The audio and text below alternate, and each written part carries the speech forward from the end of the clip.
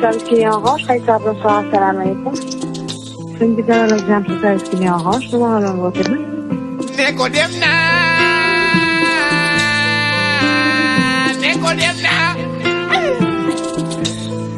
ko dem naa na free ñëw ma lali ne ko dem naa man ngeen doon tàcc sama crédit may jënd connexion 1 mois balaa 2 jours mu jeex ma lali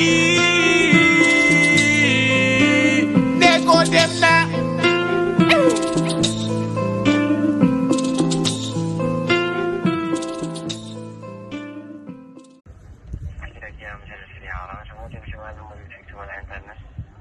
woote bi ci wàllum déménagement la. Imaam nee na mi ngi juddu woon l'an 1. décédé 2019.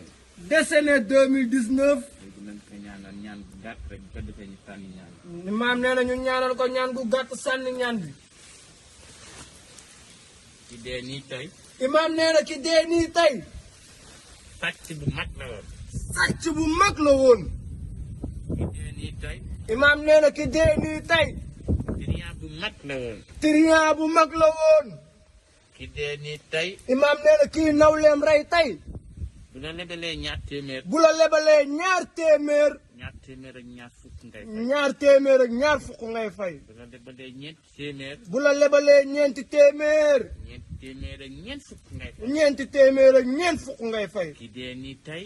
ki dee nii tey. dama bëgg buñ tëjee waxtaan bi ba pare. Imaam nee na bu ñu tëjee waxtaan bi ba pare. ndax boo demee ci réseaux sociaux yi. boo demee sa réseaux sociaux ba. waxuma réseaux sociaux de réseaux sociaux.